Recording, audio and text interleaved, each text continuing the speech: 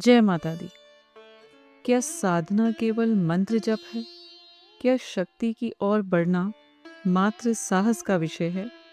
क्या बिना सुरक्षा के चेतना को ऊंचाई पर ले जाना संभव है?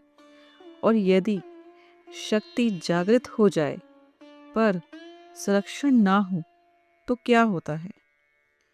इन प्रश्नों का उत्तर दिए बिना कोई भी साधना पूर्ण नहीं हो सकती।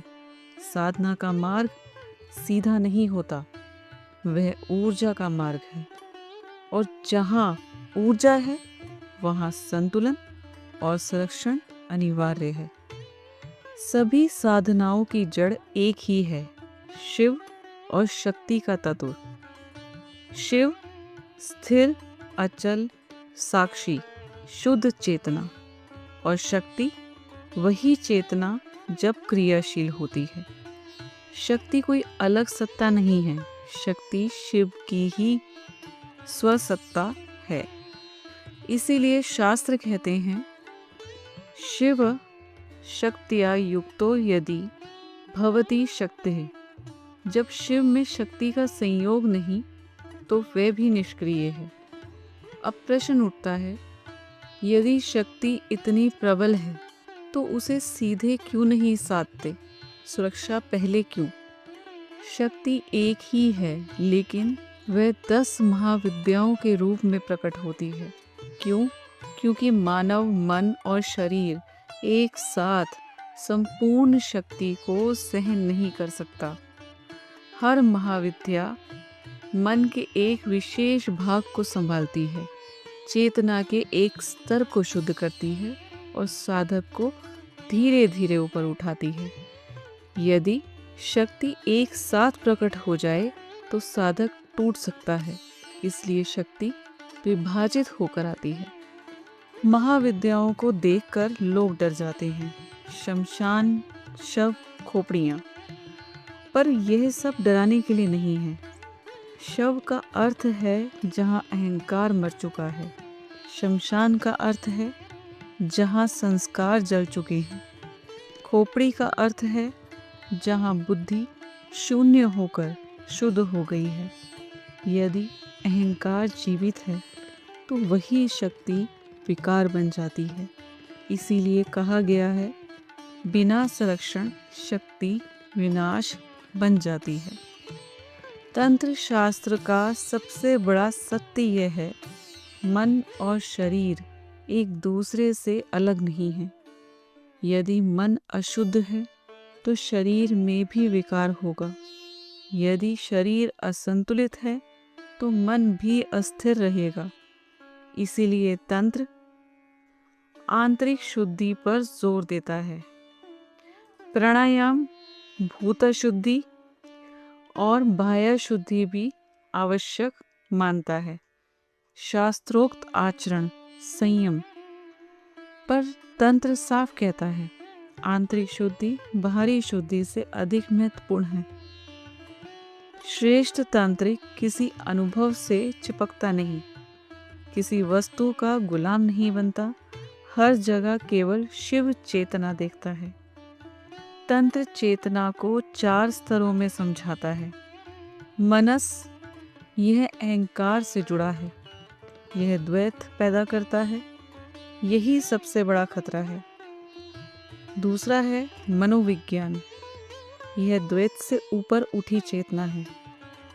तीसरा आल्य विज्ञान, यह अवचेतन है जहाँ पुराने संस्कार रहते हैं। चौथा है अमल विज्ञान, यह शुद्ध आत्म चेतना है। मन को ज्ञान नहीं माना गया क्योंकि मन अहम से दूषित होता है। यदि साधना केवल मन के स्तर पर हो तो शक्ति असंतुलन पैदा करती है। ललिता सहस्त्रनाम साधना का सुरक्षा सूत्र कहता है, अंतर्मुख समाराध्या, देवी उन्हें ही प्राप्त होती हैं जो भीतर देखते हैं। आत्मा बाहर नहीं है, वह हृदय की गुहा में है। गीता भी यही सिखाती है, जब तक दृष्टि भीतर नहीं जाती साधना सुरक्षित नहीं होती। दूसरा सूत्र, बहिर्मुख सुदुर्लभा। जो इंद्रियों में उलझा है उसके लिए देवी बहुत दुर्लभ है। शास्त्र कहते हैं जिनसे इंद्रियों को नहीं जीता जाता वह तुम्हें नहीं पा सकता। कठोपनिषद कहता है बाहर भागने वाले मृत्यु जाल में फंसते हैं। अर्थ साफ है, केवल भारी साधना सुरक्षा नहीं देती। तंत्र कहता है सब कुछ चेतना है और चेतना को आनंद से जाना जाता है। पर यही सबसे बड़ा खतरा भी है। कई साधक आनंद को ही लक्ष्य समझ लेते हैं, पर आनंद शक्ति की अवस्था है और चित्त शिव की अवस्था। जब तक साधक शिव स्थिति में स्थिर नहीं होता तब तक माया गिरा सकती है। इसीलिए निरंतर साधना और कृपा आवश्यक है। अब समझिए, महाविद्याएं केवल पूज्य नहीं हैं, वे शरीर में कार्य करने वाली शक्तियां हैं। काली हृदय और रक्त, तारा वाणी नाभि आज्ञा, त्रिपुर सुंदरी सहस्त्रार, भुवनेश्वरी हृदय का आकाश, छिन्नमस्ता प्राण का उद्धर गमन, त्रिपुर भैरवी मूलाधार कुंडलिनी, धूमावती सूक्ष्म मानसिक विकार, बगलामुखी तालु अमृतधारा, मातंगी विशुद्धि वाणी, कमलात्मिका भोग और पूर्णता। इनका कार्य है साधक को टूटने से बचाना। अब यहाँ एक बहुत ज़रूरी बात समझिए। अगर हम 10 महाविद्याओं के शरीर में स्थान को ध्यान से देखें तो एक बहुत बड़ा रहस्य अपने आप खुल जाता है। इन 10 महाविद्याओं की शक्तियाँ मुख्य रूप से ऊंचे चक्रों पर काम करती हैं। केवल एक अपवाद है और वह है त्रिपुर भैरवी, जो मूलाधार चक्र में कुंडलिनी के रूप में स्थित है। इसका सीधा अर्थ क्या है? इसका अर्थ यह है कि 10 महाविद्याएं साधक को नीचे नहीं ले जाती, वे साधक को ऊपर उठाने का काम करती हैं। इनका कार्य सूक्ष्म शरीर पर काम करना, चेतना को शुद्ध करना और साधक को शिव तत्व की अनुभूति तक पहुंचाना। इसीलिए कहा गया, महाविद्याएं केवल पूज्य देवियां नहीं हैं, वे चेतना को दिशा देने वाली शक्तियां हैं। हर महाविद्या मन और बुद्धि के एक भाग की अधिष्ठात्री है। अब इसे और सरल करके समझिए। अगर हम इन 10 महाविद्याओं को गहराई से देखें तो पाएंगे कि हर एक महाविद्या मन की किसी एक प्रवृत्ति को नियंत्रित करती है, बुद्धि के किसी एक गुण को संतुलित करती है, चेतना के किसी एक स्तर को शुद्ध करती है। इसीलिए वे अलग अलग रूपों में हैं, अलग अलग भाव में हैं, अलग अलग प्रतीकों के साथ दिखाई जाती हैं। शास्त्र बहुत स्पष्ट कहते हैं, मंत्र साधना का साधन है, साध्य नहीं। मंत्र मन को नियंत्रित नहीं करते, वे केवल मन की रक्षा करते हैं। अक्षरों की शक्ति शरीर में सूक्ष्म कंपन पैदा करती है। यही कंपन कुंडलिनी को ऊपर उठाने में सहायक बनता है।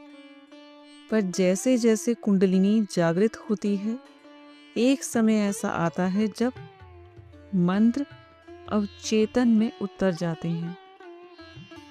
वह मनस चक्र के माध्यम से भीतर विलीन हो जाते हैं।